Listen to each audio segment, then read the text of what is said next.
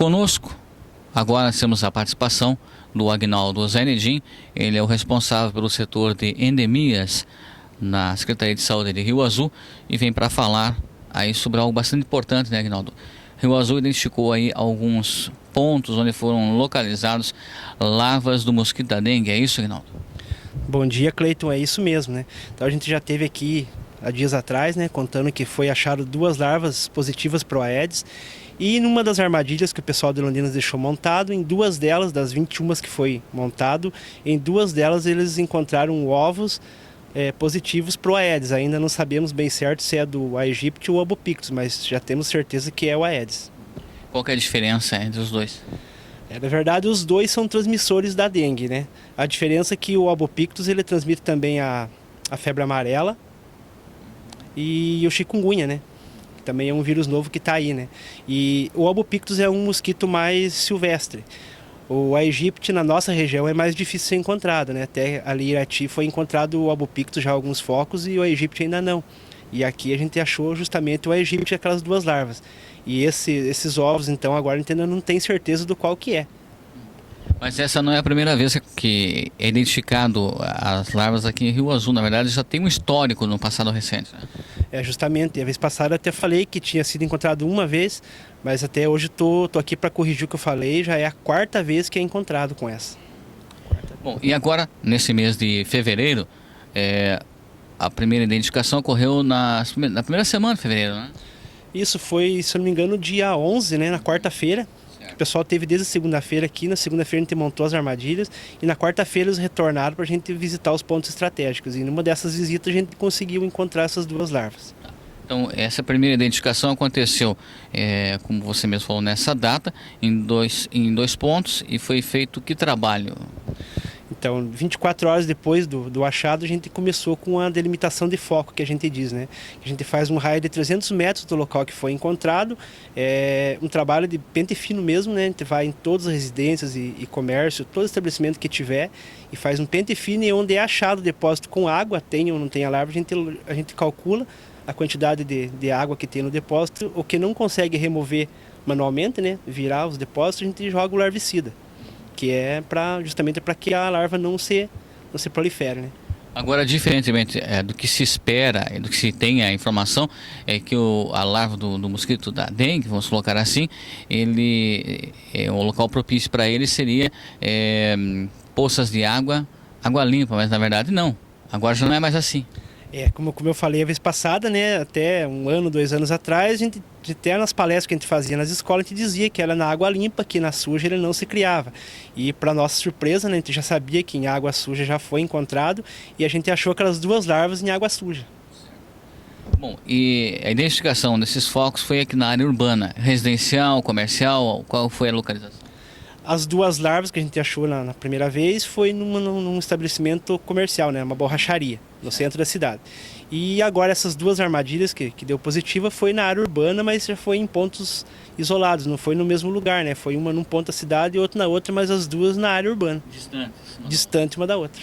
O que quer dizer que a gente tem a presença do mosquito em vários lugares da cidade, né?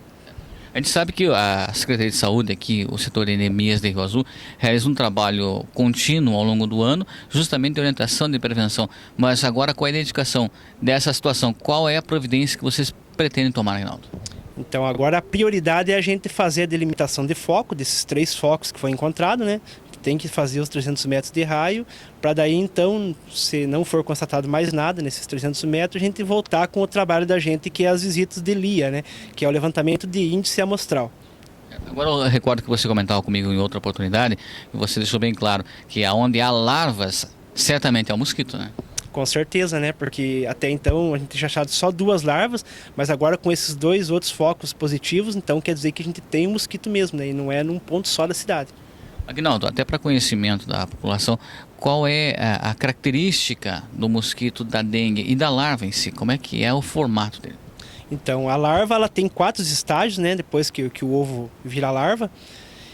Então ela tem vários tamanhos, e se você olhar uma larva de um pernilongo comum e a larva do mosquito da dengue, a olho nu você não vê diferença, ela tem o mesmo formato, o mesmo tamanho. assim, quem trabalha com isso há muito tempo, que nem aquele pessoal de Londrina, às vezes a olho nu eles conseguem visualizar qual que é mais propícia para ser ou não ser um mosquito da dengue, né? Não com certeza, mas já tem assim uma visão melhor que a gente. Mas é só mesmo no microscópio para você ver a diferença mesmo, né? E o mosquito em si, ele é o mesmo pernilongo. A diferença é que ele é menor do que o pernilongo, ele tem em média meio centímetro de tamanho, que o pernilongo é um pouco maior, né? E ele é pintadinho, rajadinho de preto e branco. É a única diferença. Certo. E existe algum meio que a população possa colaborar, Agnaldo, para combater o mosquito, enfim, alguma armadilha caseira que a população possa fazer, ou não existe? Se existem situações específicas? Na verdade, a armadilha, como a gente falou na outra oportunidade, não é aconselhável de fazer. Isso tem que ser por profissional, né? Treinado para isso, até porque tem uma certa quantia de tempo que você pode deixar a armadilha lá para que a larva não vire mosquito, né? Então não é aconselhável de fazer. A única coisa que a gente sempre fala e sempre está frisando, até é repetitivo, de dizer que é a prevenção. Tentar não deixar nada que acumule água, né? E sempre estar olhando, ainda mais agora, né? Com mais esses dois focos positivos, a população ter muito cuidado, né? Cemitério também, até eu tive no cemitério ontem, eu estive fazendo plano estratégico de novo, e no cemitério eu encontrei bastante vasilhame com água. Então, a gente vai de 15 em 15 dias, a gente vira o que a gente acha de água, a gente volta de 15 dias e acha de novo. Então, o pessoal está levando, né, flor natural cada passo no cemitério. A gente pede encarecidamente para que não faça isso, né? Se for levar, então leva o vasinho cheio de areia até a tampa, porque o pessoal coloca areia até a metade do vaso e daí fica metade sem areia. Aí dá a chuva forte, além de ter a água da areia para cima, ainda tem a areia que tem comida para a larva sobreviver. Então... Certo. Agnaldo, uma outra questão. Como é que está sendo a receptividade da população no trabalho dos agentes de combate à dengue aqui em Rio Azul? Existe a colaboração? Como é que está essa receptividade? Como eu falei a vez passada, hoje em dia a gente já tem uma resposta bem melhor da população, né? Até então, mesmo antes de a gente encontrar essas duas larvas e mais esses dois focos agora, a população já tem colaborado bem mais, né? Porque a gente tem feito um trabalho de orientação bem frisado nisso, né? Porque é um dever da população, né, Cleiton? A gente como cidadão, a gente tem que pensar não só na gente, como também no próximo, no vizinho da gente, né? Porque se você deixa uma vasilha com água e cria um mosquito, ele não vai picar só você na tua casa, ele vai voar e vai picar teu vizinho, né? Então é uma questão de cidadania, né? Mas hoje em dia o pessoal já está colaborando bem mais com isso, né? Uma outra situação, Agnaldo, quando é que pode ser considerado que o município está com uma epidemia, vamos colocar aqui um exemplo fictício, uma epidemia de dengue? Qual é o número necessário para isso? Então, para ser considerado uma epidemia, a gente conta como casos de gente doente com dengue na cidade, né? De casos autóctones, né? De pessoas que se contaminaram na cidade. Então, o índice tem que ser acima de 100 casos para cada 300 mil habitantes. É uma continha, tem que fazer uma conta lá. Dá uma média, nós temos uma média de 14 mil habitantes, 14, 15 mil, então dá uma média de uns 26 casos. Então é bastante, né? Para nossa cidade é bastante. 26 casos de pessoas doentes de dengue para ser considerado uma epidemia. E falando em infestação, que o nosso município ainda é considerado como município não infestado mesmo depois desses dois focos, porque na verdade foi achado em armadilha, né? A armadilha não conta como um foco achado em visitas normais. A gente tem apenas um foco que foi esse das duas larvas que a gente achou. E para ser considerado um município infestado tem que ser acima de 1% do índice predial. Então a gente tem uma média de 2.600 e alguma coisa de imóveis na cidade, então daria uma média de 26 imóveis. Teria que achar 26 focos positivos para ser considerado um município infestado. Aí então a gente entraria com a bomba de veneno, mesmo não veneno líquido, no caso, né? E esse período que nós estamos atravessando agora, que é o verão, né, que chove quase todo dia, é o mais propício, é a época mais propícia para o surgimento seja da larva, do mosquito da dengue. Na verdade está cada vez mais propício, né? A cada ano a nossa temperatura tem aumentado mais, a chuvarada não mais só em janeiro, como sempre acontecia em dezembro e janeiro, né? Os meses mais chuvosos, hoje está chovendo em todos os meses do ano, e o calor também, né? Até no inverno tem feito um calorzinho, então está sendo cada vez mais propício para a proliferação do mosquito, né? Você falou que as amostras que foram coletadas aqui foram para análise em laboratório para identificação qual a Aedes que se refere às larvas. Quanto tempo leva esse exame de laboratório para se identificar e saber qual realmente é a espécie? Na verdade, com larvas a gente já identifica na hora, né? Aquelas 2 larvas que a gente recolheu, a gente fez a identificação aqui em Rio Azul mesmo, né? Que é do Aedes aegypti. Certo. E no caso dos ovos, eu não sei dizer com certeza qual que é o tempo que leva. Eles levaram na sexta-feira e ontem eles ligaram na regional, a regional repassou pra gente dizendo que tinham achado dois focos positivos, né? E só que eu não sei dali quanto tempo ainda leva para eles saberem do qual que é, né? Não sei se tem que esperar sair a larva ou não sei dizer com certeza. Agora, algo importante também, né, Agnaldo, que vale a pena ressaltar, é que a população não pode descuidar-se, porque o mosquito da dengue em si, ele pode levar até a óbito. Com certeza, né? A gente já tem relatos de casos de morte por dengue aqui no Paraná mesmo, né? Tem, no norte do Paraná aí já tem uma porção de casos de pessoas que foram a óbito e pessoas que ficaram em UTIs por muito tempo, né, e conseguiram se recuperar. Então é um caso bem sério, porque a dengue ela tem 4 sorotipos, não é apenas um tipo. Então por isso que a gente nunca conseguiu, os cientistas não conseguiram elaborar uma vacina eficaz para a dengue, porque ela tem 4 tipos. Eles conseguem fazer no máximo para 2. Aí você fica imune daqueles dois vírus e você pode pegar o tipo 3 ou o tipo 4, que é ainda pior do que o primeiro, né? Quando você pega a dengue pela primeira vez, geralmente você vai pegar a dengue clássica, que vai te dar os sintomas de gripe normal. Você vai ficar uma semana, um pouco mais de uma semana aí em repouso e vai passar, você vai sarar. Aí se você pegar de novo pela segunda vez, a chance de você pegar uma dengue tipo 4 mesmo, né, já é bem provável. Mais complicado. Pode dar hemorragia interna, pode levar a óbito mesmo assim, em questão de dias. Pois é, você falou sobre esses sintomas. Quais são os sintomas clássicos da pessoa quando ela é picada pelo mosquito da dengue? Em algumas pessoas, principalmente em crianças, né, aparecem as chamadas petequias, que são manchas avermelhadas pelo corpo. Então, uma das provas que era feita e é feita até agora é a prova do laço que a gente diz. Você coloca o aparelho de medir pressão, né, o esfigmomanômetro, no braço da pessoa e vê a pressão dela. Então a pessoa está lá com a pressão. Você faz uma média da pressão da sistólica com a diastólica, lá do 12/8, vamos supor assim, e daí você infla de novo ele até aquela média. Aí você tira e coloca. A gente tem uma reguinha que a gente diz, né, que é um quadradinho, e naquele quadradinho ali, que é uma média de uns 2 centímetros por 2 centímetros, se aparecer mais do que 10 manchinhas vermelhas naquele meio ali, é uma das provas positivas para dengue, né? Daí então o médico pode pedir já um exame de sangue mais específico para aquilo ali, né?